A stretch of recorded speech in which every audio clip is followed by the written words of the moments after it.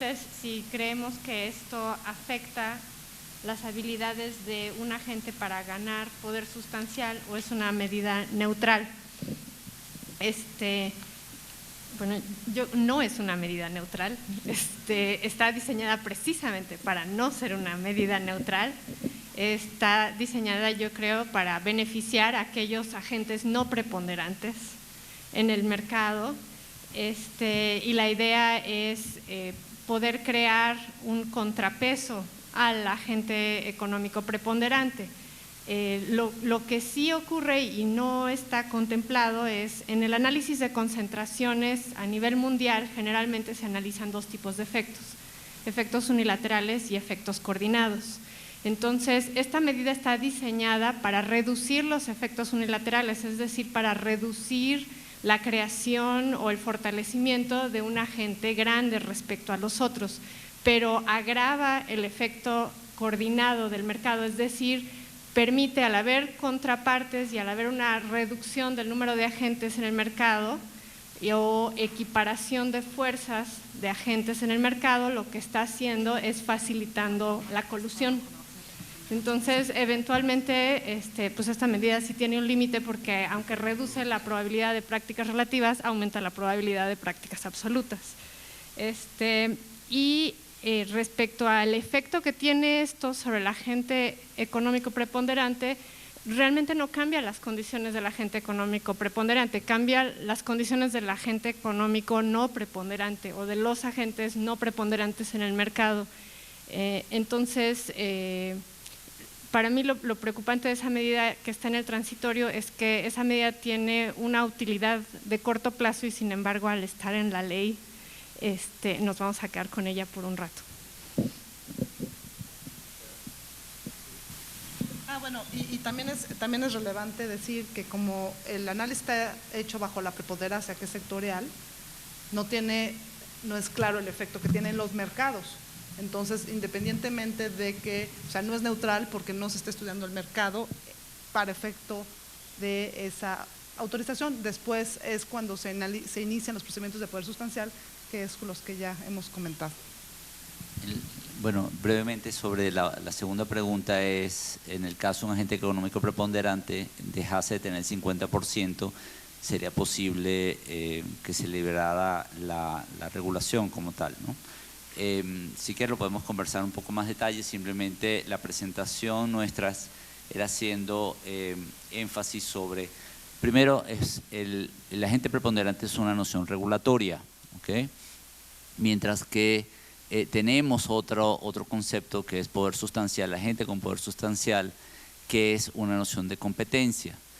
Y cabe destacar algo que establece la ley, y si uno lo lee con detenimiento, uno es las declaratorias de preponderante, pero su levantamiento no ocurre por medidas o por evaluaciones de competencia efectiva en cada uno de los mercados en los cuales se está aplicando la medida general de preponderancia. Es decir, la reducción del 50% no libera, sino simplemente si hay que analizar en cada uno de los posibles mercados en los cuales está ocurriendo o se ha establecido la regulación.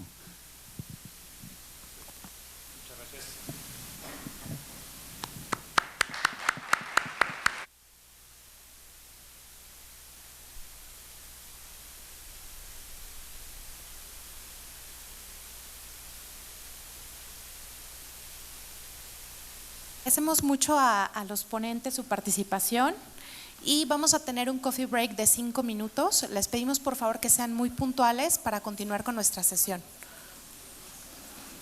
Gracias. Nos avisan que dos de nuestros invitados a esta mesa, el abogado Rafael Valdés Abascal y Francisco González de Cosío, vienen retrasados, se incorporarán en la medida que vayan llegando.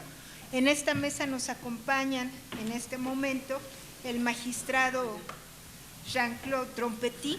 Él es miembro del primer tribunal colegiado especializado en competencia, radiodifusión y telecomunicaciones. Es profesor y autor en materias de derecho administrativo y regulación en varias universidades, ha escrito diversos artículos. Es un placer tenerlo aquí, lo reconocemos como autor de muchos criterios judiciales que para los practicantes saben que son varios, diversos y muy útiles en la práctica de competencia económica y regulación.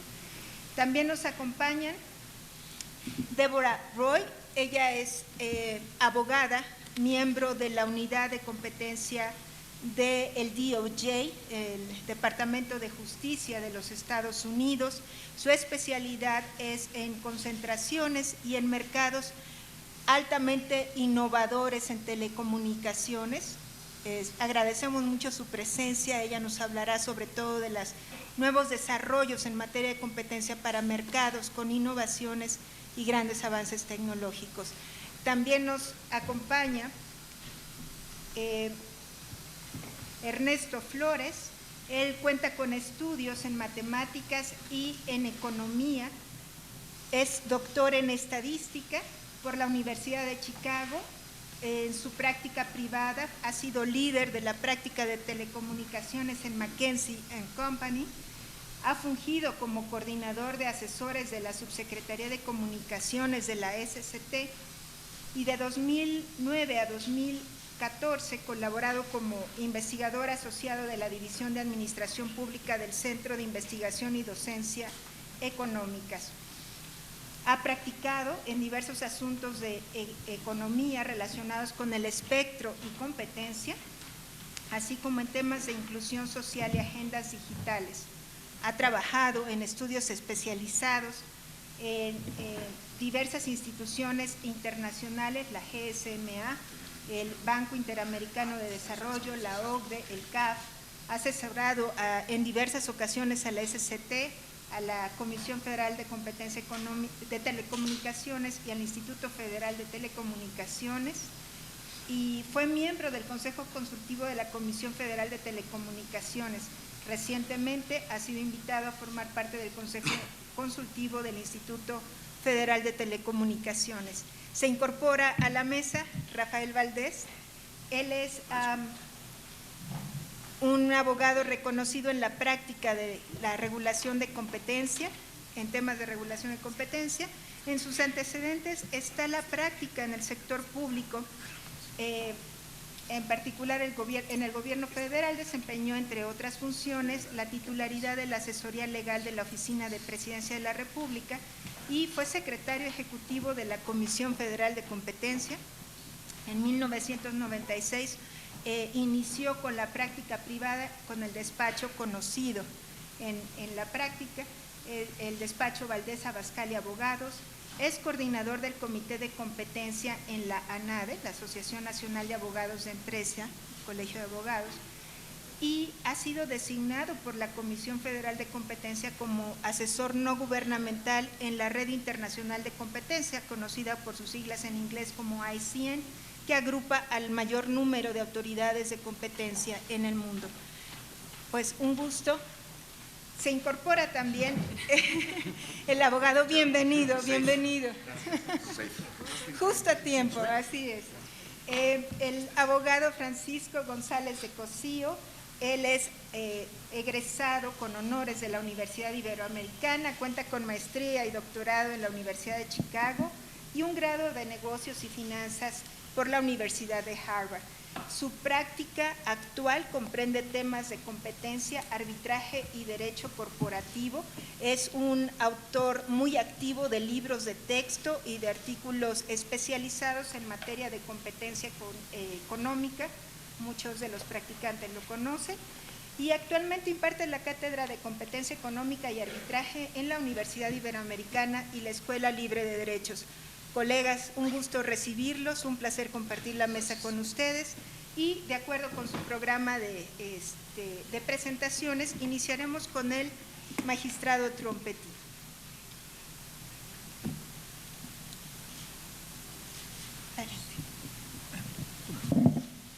Muchísimas gracias a los organizadores por haberme invitado a este muy interesante evento, sobre todo la posibilidad de estar aquí con el ilustre profesor Frédéric Reny, que ya lo habíamos tenido hace algunos años, que estuvo con nosotros, sobre todo platicando temas de propiedad intelectual y competencia económica, y ahora, bueno, pues lo tenemos en 2 eventos, hoy por la mañana y en la tarde, con nosotros en casa en el Poder Judicial Federal. Agradezco mucho a todos los organizadores, reitero, y especialmente a María Elena Estavillo, buena amiga desde hace años, por esta amable invitación y esta propuesta de platicar algunos puntos en 10 minutos de temas que sean interesantes y que estén tomando o involucrando la atención de los tribunales. Creo que es muy interesante estos 2 años que llevamos de los tribunales especializados, qué hemos podido hacer. Y al mismo tiempo, ¿cuáles serían los retos que tenemos? ¿Qué es lo que nos conviene? ¿Qué es lo que nos corresponde? ¿Y en qué debemos estar realmente ocupados para poder llevar a cabo este trabajo importante de construcción del derecho de defensa de la competencia y del derecho regulatorio, que si lo vemos bien en todo el mundo ha sido básicamente una creación, una construcción pretoriana, algo que le ha correspondido esencialmente a los tribunales, ir consolidando, construyendo, completando todos aquellos valores o principios o fines. Sobre esta base yo voy a hablar de 2 temas, no quiere decir que sean los únicos o que sean, son 2 temas actuales, el tema de análisis económico, dentro de ello el papel de los expertos y problemas de transparencia que se están presentando. Incluso en estos casos, recientemente hemos tenido 2 pronunciamientos muy importantes del parte de la Suprema Corte de Justicia que inciden sobre estos aspectos. Empezaría yo por el tema de análisis económico, y a esto viene a colación una sentencia muy reciente de la Segunda Sala de la Suprema Corte, que definió un caso de colusiones, de prácticas monopólicas absolutas en casos de licitaciones. Este caso de laboratorios del IMSS. Y hay 2 temas que son muy importantes en esta sentencia, que los puntualiza la sentencia de la Corte, que de suyo vienen a ser elementos de una publicación que hizo la OCDE sobre cuáles serían los temas que deben de ser cuidados y que deben de ser atendidos en los casos de licitaciones y cómo se deben de estudiar, o sea, bajo qué esquemas se deben de analizar y ver este tipo de problemas. Y uno de ellos es el análisis de evidencia económica, los hechos, las circunstancias, las prácticas, lo que se haya logrado acreditar, que además en estos casos normalmente va a ser difícil de que tengamos una prueba directa, va a requerirse necesariamente de soportar esto a partir de pruebas indirectas, de pruebas de indicios que determinan un grado de probabilidad, pero finalmente es eso, un grado de probabilidad de alguna conducta o algún comportamiento que usualmente es oculto porque está prohibido. Y el segundo, la comunicación que se haya dado entre agentes.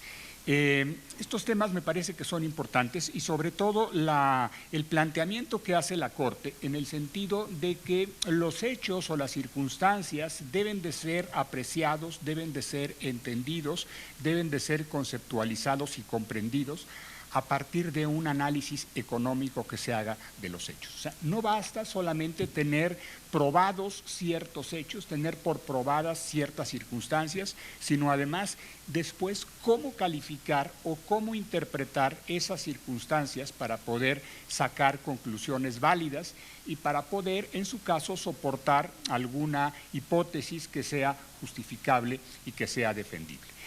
Algo de lo que plantea la Corte es justamente la necesidad o la concurrencia de que existan ciertos indicios y que haya coincidencia en los comportamientos o en las prácticas, que esto se complemente con una evidencia y análisis económico para poder finalmente llegar a hipótesis o presunciones válidas que se puedan sostener y que puedan ser elemento de imputación de responsabilidad a los agentes económicos. Esto actualmente cobra todavía mayor relevancia dado que el caso de las colusiones o las prácticas monopólicas absolutas ya no son solamente una infracción de carácter administrativo, sino se convierten en una infracción de carácter penal en México, de manera semejante a lo que pasa en los Estados Unidos, con sanciones que pueden ser de 5 a 10 años de cárcel. Entonces, esto viene a complementar todavía mucho más esta idea y cómo debemos los jueces necesariamente de estar abiertos a entender esta información. Primero, cómo deben de las agencias presentar la información de una manera convincente, de una manera sólida, de una manera robusta, pero también cómo los jueces estamos obligados a estar abiertos a entender justamente este tipo de presentaciones o este tipo de planteamientos. En fin, la Corte en este caso, que yo les invito a leer esta sentencia, es muy interesante, plantea estos temas y yo destacaría básicamente este pronunciamiento que hace la Corte de la necesidad de que en estos casos, con independencia de que hay que tomar en cuenta los indicios como son, un porcentaje de probabilidades, hay que ver el enlace de ellos mismos y este enlace va a estar determinado justamente por principios de carácter económico. Llevado esto a un esquema que pudiera resultar un poco más ilustrativo, tenemos en muchos de los casos ciertos hechos que pueden ser los determinantes de una cierta consecuencia. O podemos hablar de indicios que nos permitan construir alguna hipótesis o de ciertas causas que puedan llevarnos a un efecto. Y normalmente encontramos en la ley y encontramos en las sentencias la referencia a un nexo causal entre ciertos elementos para poder llegar entre la causa y el efecto. Pero ¿qué es este nexo causal y cómo podemos comprender o entender este nexo causal en un tema en donde la propia norma jurídica está reconociendo conceptos de otros campos del conocimiento y los está introduciendo al orden jurídico? Un poco esta norma de reconocimiento de la que nos habla Hart, cómo trae cuestiones financieras, cuestiones económicas, cuestiones políticas, cuestiones sociales y las incorpora en el orden jurídico. Pues sucede que ese tipo de hechos, ese tipo de circunstancias, no los podemos ver al margen precisamente de esos otros campos del conocimiento que se dan. Y aquí pudiéramos hablar de las leyes científicas que puedan llegar a darse.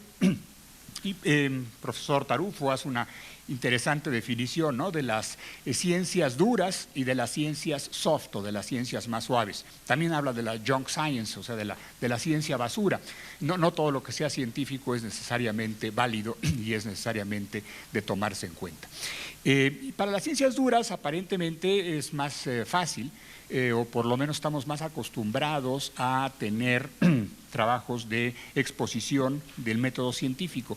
Pero en el caso de las ciencias soft, donde encontramos especialmente la economía, estarían basados en criterios de probabilidad, criterios de estadística y en mucho por máximas de experiencia en función de la cual nosotros pudiéramos decir si tenemos tales y cuales elementos, tales y cuales indicios a partir de estas máximas de experiencia, a partir de estas reglas técnicas, a partir de este cálculo de probabilidades en función de métodos que se apliquen sobre el particular y casos anteriores, podemos en un razonable porcentaje de probabilidad decir que existe un determinado resultado o efecto. Esto, por supuesto, nos lleva a tener que partir de que esta información científica o esta información técnica tiene que ser fiable y también se ha hablado un poco de la cientificidad que pueda llegar a tener esta información. No solamente el perito o el experto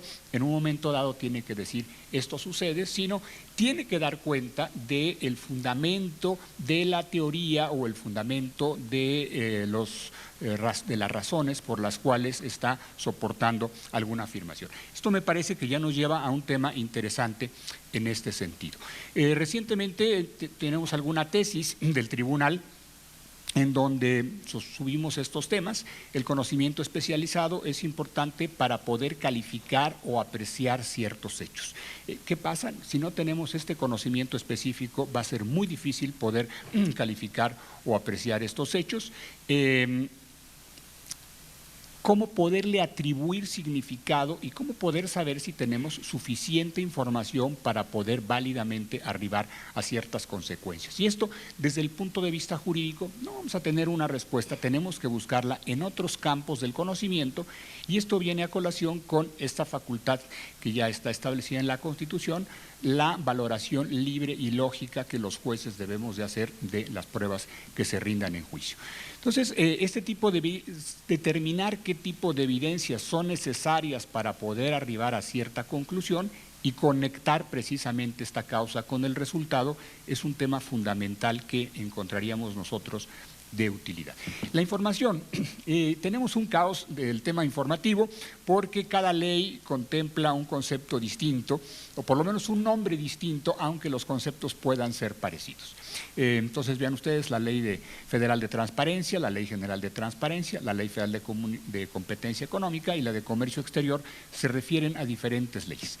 ¿Qué encontramos aquí básicamente? Pues varios derechos que están en tensión o que están en disputa en determinados momentos. El derecho a la información, por un lado, la protección de secretos, la vida privada y los datos personales, que son todos valores constitucionales previstos, y también el debido proceso legal. ¿En qué medida los jueces podemos y debemos hacer una modificación de la clasificación de pruebas o de información que entreguen las autoridades para asegurar o para garantizar un debido proceso legal? Este fue un tema que nos ha estado ocupando, que generó diferentes puntos de vista entre los tribunales, varios tribunales colegiados en materia administrativa y los dos tribunales especializados, y recientemente la Corte, en un criterio de segunda sala, de pleno, era originalmente estaba listado en segunda sala, pasó a pleno, resuelve este tema y dice: hay una obligación principal y básica de las autoridades encargadas de hacer la clasificación de la información, pero si llegado el momento el juez advierte que existe cierta información que es indispensable que sea conocida y que sea desclasificada para que pueda llegar a defenderse válidamente alguna de las partes, puede justamente abrir esta información a la parte pertinente. Esto, bueno, es un esquema complejo en donde encontramos el derecho a la información con sus propios límites, pero también el derecho a la confidencialidad, que también tiene límites y que viene en algún momento dado a ser un elemento de restricción y de compresión, vamos a decir, al derecho a la información. El derecho a la información tiene esta tendencia a crecer, a expandirse, pero por otra parte, el derecho a la confidencialidad también en determinados casos es importante y debe de ser medido y debe de ser ponderado y debe de ser considerado de la misma manera. Creo que ya estoy con el tiempo encima, ¿verdad? Bien, pues aquí dejaría yo de momento la presentación. Muchísimas gracias.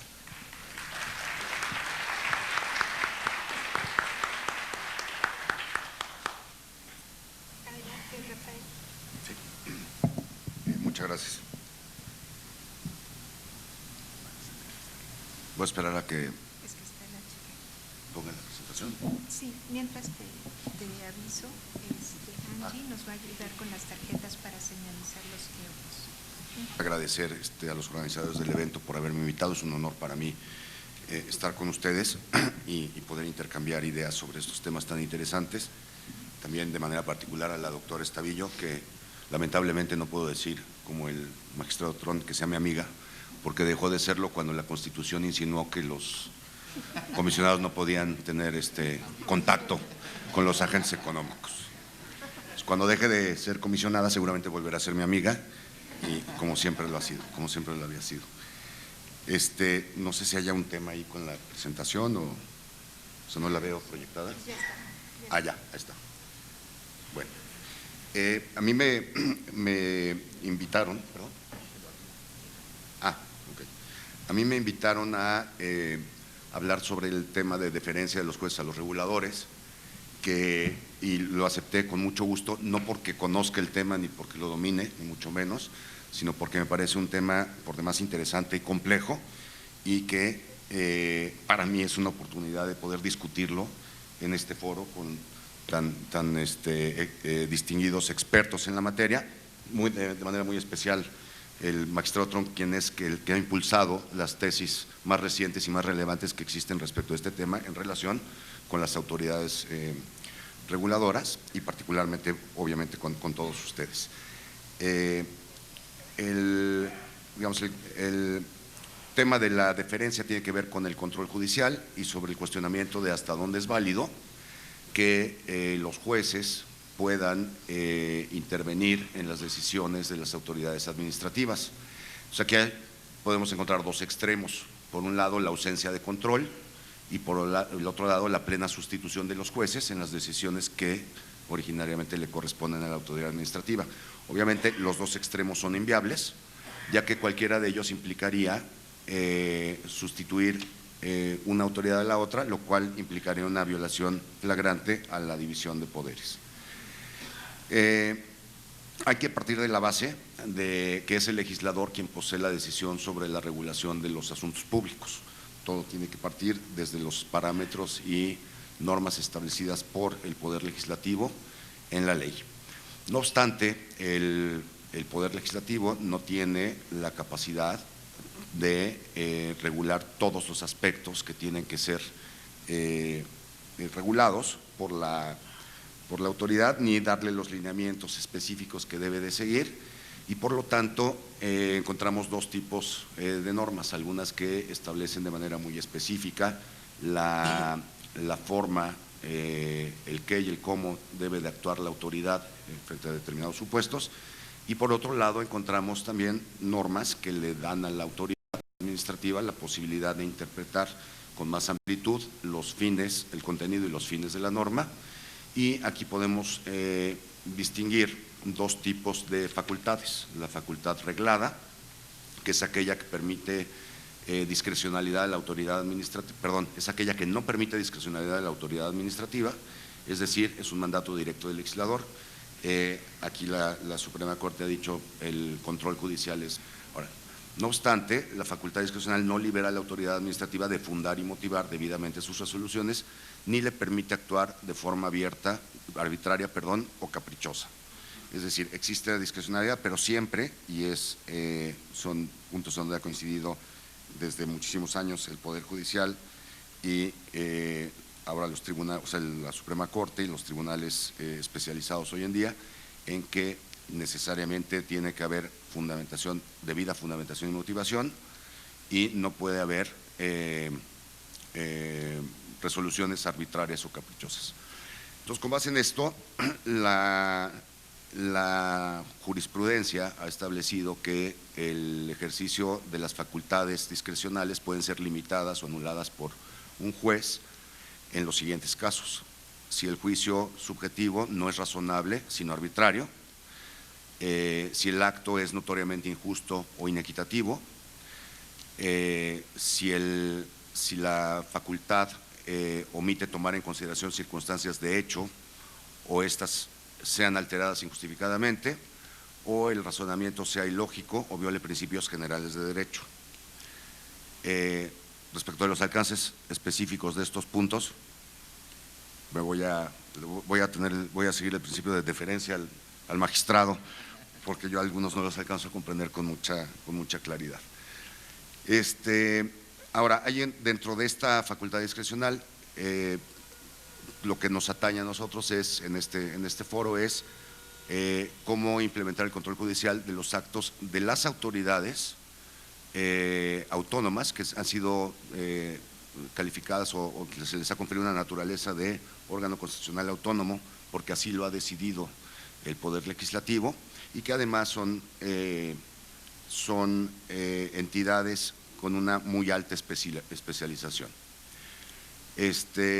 Al respecto, podemos citar las jurisprudencias más relevantes las tesis jurisprudenciales más relevantes que se han emitido, tanto antes de la creación de la Comisión Federal de Competencia Económica y del Instituto Federal de Telecomunicaciones, como a partir de de la creación de estos órganos autónomos.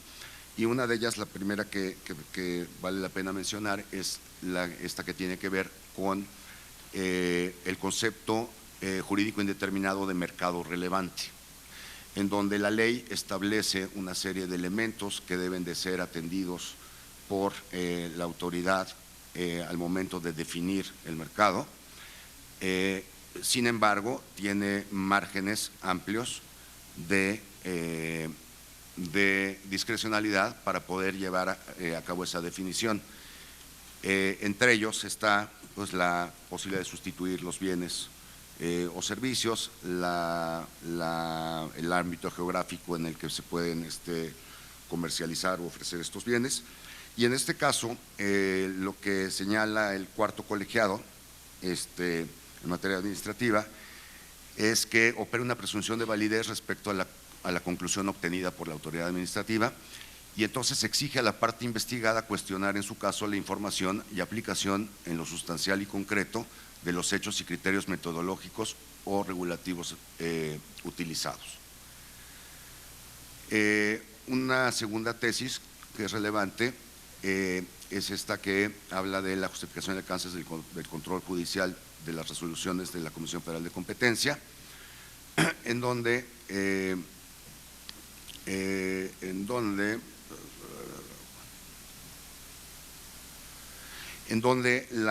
el control judicial está más orientado a que la autoridad haya cumplido con las normas regulatorias de procedimiento y la motivación no haya, y de motivación de tal manera que no haya inexactitud material de los hechos o sea evidente un error manifiesto de apreciación, en la medida que tales vicios se traduzcan en notoria arbitrariedad o desproporción en el ejercicio de la facultad concedida, incurriendo así en desvío de poder.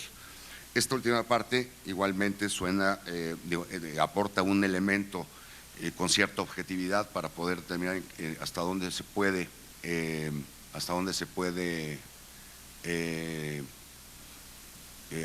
controlar el Poder Judicial las decisiones de la autoridad. Sin embargo, considero yo que sigue teniendo ciertos espacios que no permiten ver con mucha concreción cuáles son esos alcances. Amarillo significa, perdón, que me queda ¿cuánto? 3 minutos. ¿Hace cuánto pusiste la lámina amarilla? Hace 4. ¿Hace 1? Bueno, me quedan 2 minutos. Entonces me voy a brincar a la parte final, que me parece lo más importante, que es lo que a mí en particular me genera dudas sobre este tema de la deferencia del regulador del Poder Judicial. Y la primera pregunta que me surge es si la razón de aplicar el principio de deferencia es porque la autoridad reguladora es altamente especializada y resuelve cuestiones que no son de fácil solución para quien no es experto, ¿no? Entonces la primera pregunta que me surgiría a mí es si los tribunales, si los jueces y tribunales especializados en competencia, si son especializados en competencia, no están capacitados precisamente para controvertir las decisiones de esta otra autoridad que también es experta. Un segundo punto es que hasta dónde puede llegar la aplicación de este principio cuando pensamos que suele y es conveniente, particularmente desde el punto de vista del enriquecimiento del debate de los asuntos, ofrecer pruebas periciales, en donde obviamente la autoridad administrativa es experta, es especializada, pero puede tener puntos de vista que no sean los ideales, y puede haber otros puntos de vista que no hayan tenido en cuenta, que sean los de un perito, y que esos puntos puedan ser mejores que los que haya adoptado la autoridad administrativa. Y la pregunta sería si pierde sentido la prueba pericial ante esta idea de presumir que la decisión de la autoridad reguladora se tomó de manera adecuada entre las distintas opciones que podía elegir. Y un último punto que me parece muy interesante también, a la luz de una sentencia reciente de la la Suprema Corte en una controversia constitucional relacionada con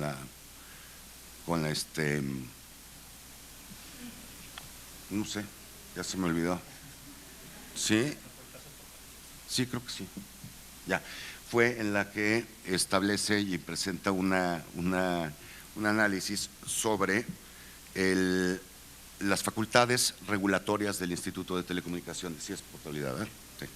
Bueno, entonces en esa que me parece interesantísima porque al final de cuentas la Constitución le confiere al Instituto de Telecomunicaciones y a la Comisión de Competencia. En este último caso me cuesta mucho trabajo entenderlo, la verdad, porque la Comisión de Competencia, pese a lo que dice mucha gente, no es una autoridad reguladora, es una autoridad que tiene una actividad más policial que reguladora, pero en el caso del Instituto de Telecomunicaciones en ambos casos tiene conferida la facultad de establecer disposiciones regulatorias o disposiciones administrativas de carácter general en relación con para los temas de su competencia, ¿no? De su actividad regulatoria.